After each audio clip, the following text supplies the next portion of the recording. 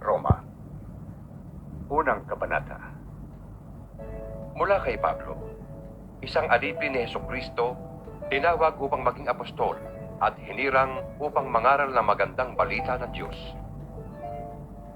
Ang magandang balitang ito na ipinangako niya noong panguna sa pamamagitan ng mga propeta at sinasabi sa mga banal na kasulatan ay tungkol sa kanyang anak, ang ating Panginoong Hesukristo. Sa kanyang pagiging tao, siya'y ipinanganak mula sa lipi ni David at sa likas na kabanalan ng kanyang espiritu, ipinahayag siyang anak ng Diyos sa pamamagitan ng isang makapangyarihang gawa, ang kanyang muling pagkabuhay. Sa pamamagitan niya, tinanggap namin sa Diyos ang kaloob na maging apostol, alang-alang kay Kristo, upang ang lahat ng bansa ay akayin sa pananampalataya at pagsunod sa Kanya. Kayo'y kabilang sa mga tinawag na maging mga tagasunod ni Hesukristo. Sa inyong lahat na nasa Roma, mga minamahal ng Diyos at tinawag upang maging banal, sumain niyo nawa ang pagpapala at kapayapaang mula sa Diyos na ating Ama at sa Panginoong Hesukristo. Una sa lahat, nagpapasalamat ako sa aking Diyos sa pamamagitan ni Hesukristo dahil sa inyong lahat. Sapagkat ang inyong pananampalataya ay balitang-balita sa buong daigdig. Saksi ko ang Diyos na pinaglilingkuran ko ng buong puso sa pamamagitan ng aking pangangaral na magandang balita tungkol sa kanyang anak, na lagi ko kayong idinadalangin. Lagi kong hinihiling na loobin niyang ako'y makapunta riyan sa inyo. Nananabik akong makita kayo upang kayo'y mabahaginan ko ng mga kaloob ng Espiritu sa ikatitibay ninyo. Ang ibig kong sabihin, upang magkatulungan tayo sa ikatatatag ng bawat isa sa atin sa pamamagitan ng ating pananalig sa Diyos. Mga kapatid, ibig kong malaman ninyo na ilang ulit ko nang binalak na pumunta dyan. Ngunit laging may nagiging hadlang. Ibig kong makahikayat din dyan ng mga sasampalataya kay Kristo, tulad ng nagawa ko na sa ibang mga bansang hintil. May pananagutan ako sa lahat, sa mga sibilisado at sa mga barbaro, sa marurunong at sa mga mangmang. Kaya nga, ibig kong ipangaral din dyan sa Roma ang magandang balita. Hindi ko ikinahihiya ang magandang balita, sapagkat ito ang kapangyarihan ng Diyos sa ikaliligtas ng bawat sumasampalataya, unay ang mga Hudyo at gayon din ang mga Grego. Sa magandang balita ay ipinapahayag kung paano pinawawalang sala ng Diyos ang tao. At ito ay sa pamamagitan ng pananampalataya buhat sa simula hanggang sa wakas. Ayon sa sinasabi ng kasulatan, ang pinawalang sala ay mabubuhay sa pamamagitan ng pananampalataya. Nahayag mula sa langit ang puot ng Diyos laban sa lahat ng kalapastanganan at kasamaan ng mga taong dahil na rin sa kanilang kasamaan ay hinahadlangan ng katotohanan. Sapagkat ang maaaring malaman tungkol sa Diyos ay maliwanag. Yamang iyon ay pinapahayag sa kanila ng Diyos. Mula pa ng likhain ng Diyos ang sanlibutan, ang kanyang kalikasang hindi nakikita, ang kanyang kapangyarihang walang hanggan, at ang kanyang pagka-Diyos ay maliwanag na iniahayag ng kanyang mga ginawa.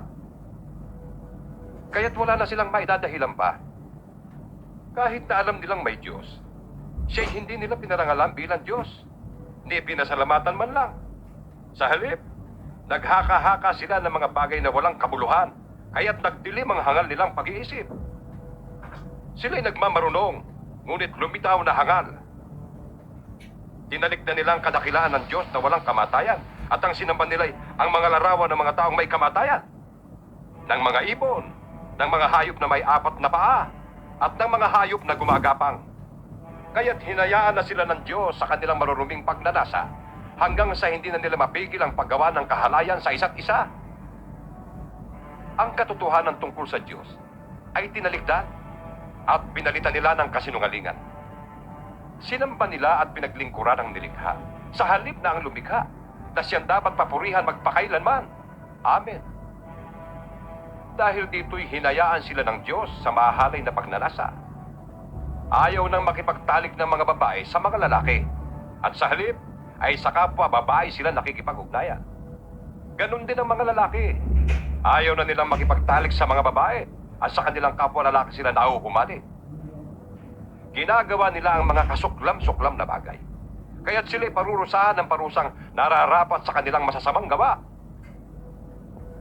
Dahil ayaw nilang kilalanin ng Diyos, hinayaan sila ng Diyos sa masasamang pag-iisip at sa mga gawaing kasuklam-suklam.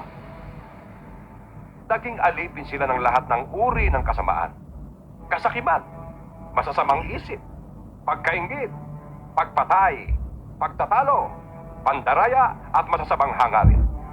Sila'y naging mahihilig sa tsismis, mapanirampuri, nasusuklam sa Diyos, walang pakundangan, mapagmataas, mayayabang, mapagkathanang kasamaan at suwail sa magulang.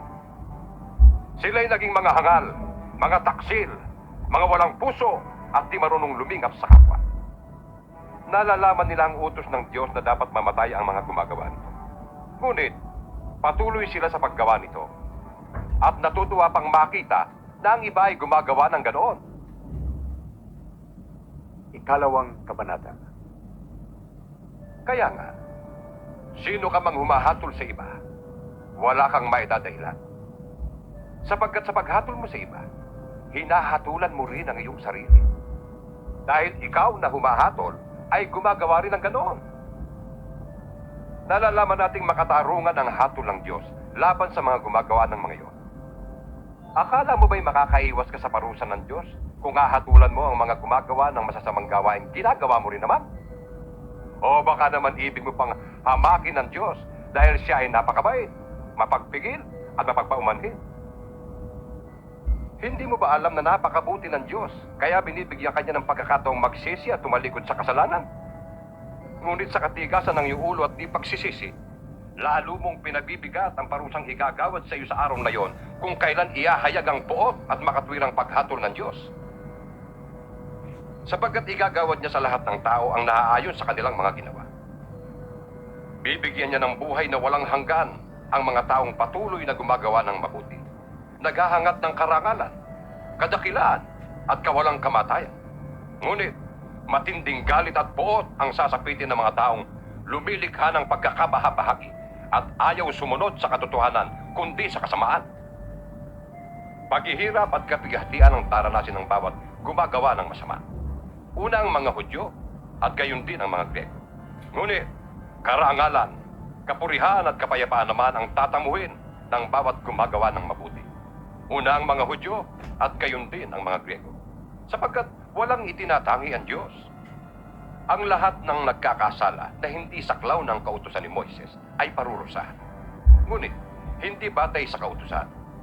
Subalit ang lahat naman ng nagkakasala na saklaw ng kautusan ay hahatulan batay sa kautusan. Sapagkat hindi ang mga nakikinig sa kautusan, kundi ang sumusunod dito ang siyang pawawalang sala ng Diyos. Kapag ang mga hintil na hindi saklaw ng kautusan ay gumagawa ng ayon sa hinihingi nito, ayon sa kanilang likas na pag-iisip, ito'y nagiging kautusan na para sa kanila. Ipinapakita ng kanilang mga gawa na nakasulat sa kanilang puso ang hinihingi ng kautusan. Pinapatunayan din ito ng kanilang budhi, sapagkat kung minsan, sila'y sinusumbatan nito, at kung minsan naman, sila'y pinagtatanggol nito sa kanilang isipan. Ayon sa magandang balitang aking ipinapangaral, mangyayari ito sa araw na ang mga lihim ng lahat ng mga tao'y hahatulan ng Diyos sa pamamagitan ni Kristo Jesus. Ngunit ikaw, na nagsasabing ikaw ay Hudyo at nananalig sa kautusan, ipinagmamalaking mong may kaugnayan ka sa Diyos.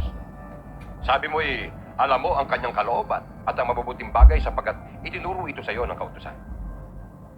Ang palagay mo'y taga-akay ka ng bulag, tanglaw ng mga nasa kadiliman, tagapayo ng mga hangal at tagapagturo ng mga bata dahil natuklasan mo sa kautusan ang buong kaalaman at katotohanan. Nagtuturo ka sa iba, bakit di mo turuan ang iyong sarili? Nangangaral kang masama ang magnakaw. Ikaw ba hindi nagnanakaw? Sinasabi mong huwag mangangalon niya. Ikaw ba'y hindi nangangalon niya? Nasusuklam ka sa mga Diyos-Diyusan. Ngunit pumapasok ka ba sa mga templo nito? Makapagnakaw lamang? Ipinagmamalaki mong saklaw ka ng kautusan. Ngunit nilalapastangan mo naman ang Diyos sa pamamagitan ng paglapag mo sa kautusan. Sapagkat nasusulat, ang pangalan ng Diyos ay nilalait ng mga Hintil dahil sa inyo. Mahalaga lamang ang iyong pagiging tuli kung tumutupad ka sa kautusan. Subalit, kung lumalabag ka sa kautusan, para ka ring hindi tuli. Kung ang hindi tuli ay gumagawa ng ayon sa hinihingi ng kautusan, hindi ba siya ituturing na tuli? Kaya ikaw na hudyong nasa ilalim ng kautusan, ngunit hindi naman tumutupad niyan, ay hahatulan ng mga hindi tuling tumutupad sa kautosang yon. Sapagkat ang isang tao ay hindi nagiging hudyo dahil sa panlabas na kaanyuan o dahil sa siya ay tinuli sa laman. Ang tunay na hudyo ay ang taong nabago sa puso't kalooban ayon sa Espiritu at hindi ayon sa kautosang nasusulat. Hindi ang tao ang nagpaparangal sa kanya, kundi ang Diyos. Ikatlong kabanata. Kung gayon, paano nakakalamang ang hudyo sa hindi hudyo? Ano ang kabuluhan ng pagiging tuli? Napakarami. Una sa lahat, ang mga hudyo ang pinagkatiwalaan ng mga bahayag ng Diyos. Ano nga kung hindi naging tapat ang ilan sa kanila? Ang ibig kayang sabihin niyon ay hindi na rin tapat ang Diyos? Hindi. Sapagkat laging tapat ang Diyos kahit na ang lahat ng tao ay sinungaling. Ayon nga sa nasusulat tungkol sa Diyos. Lagi kang matuwid sa iyong mga salita. Lagi kang panalo kung ikaw ay litisin. Ngunit kung ang kasamaan natin ay nagpapakilala ng katarungan ng Diyos, masasabi ba nating hindi siya makatarungan dahil tayo'y pinaparusahan niya? Ganyan ang pangangatwiran ng tao. Hinding-hindi. Kung hindi makatarungan ng Diyos, paano niya hahatulan ng sanlibutan? Kung sa pamamagitan ng aking kasinungalingan ay lalong lumilitaw ang kadakilaan ng Diyos, sapagkat lalong nakikilala na siya'y tapat, makatarungan kayang parusahan niya ako bilang isang makasalanan? Kung gayon, bakit nga hindi natin sabihin, gumawa tayo ng masama kung mabuti naman ang magiging bunga noon? Ganyan daw ang itinuturo namin. Sabi ng mga naninira sa amin. Sila'y parurusahan ng Diyos at iyan ang nararapat. Ano ngayon? Ang kalagayan ba nating mga Hudyo ay mas mabuti kaysa sa mga Hintil? Hindi. Sapagkat pinatunayan na namin na ang lahat ng tao ay makasalanan, maging Hudyo o Hintil. Ayon sa nasusulat. Walang matuwid. Wala kahit isa. Walang nakakaunawa. Walang naghahanap sa Diyos. Ang lahat ay lubhis ng landas at nagpakasama. Walang gumagawa ng mabuti. Wala kahit isa. Ang lalamunan nila ay tulad ng libingang bukas. Ang kanilang dila ay ginagamit sa pandaraya. Ang labi nila ay may kamandag ng ulupong. Puno ng pagmumura at masasamang salita ang kanilang bibig. Walang anuman sa kanila ang pagpatay ng kapwa. Parang dinaanan ng salot ng kanilang madaanan. Hindi nila alam ang daan ng kapayapangan. Hindi sila marunong matakot sa Diyos.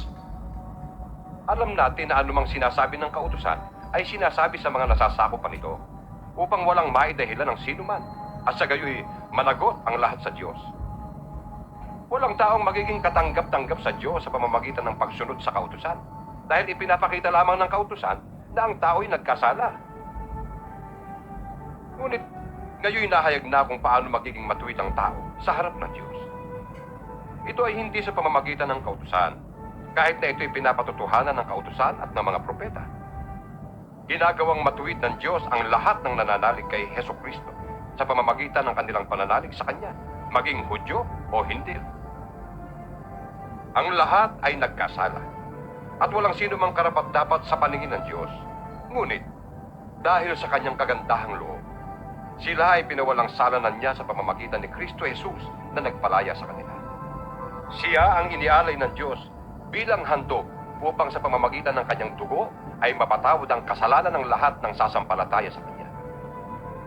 Ginawa ito ng Diyos upang patunayang siya'y matuwid. Noong una, nagtimpi siya at ipinagpaumanhin ang mga kasalanang nagawa ng mga tao. Ngunit ngayon ay tuwirang ipinapakita ng Diyos na siya'y matuwid at siya nagpapawalang sala sa mga sumasampalataya kay Jesus. Kaya ano ngayon ang ating may pagmamalaki? Wala. Anong dahilan nito? Dahil ba sa ating pagsunod sa kautusan? Hindi. Kundi dahil sa ating pananampalataya. Paliwanag kong gayon na sa pamamagitan ng pananampalataya ay pinapawalang sala ang tao at hindi sa pamamagitan ng pagtupad sa kautusan. Ang Diyos ba ay Diyos lamang ng mga Hudyo? Hindi ba Diyos din siya ng mga Hintil? Oo, siya ay Diyos din ng mga Hintil.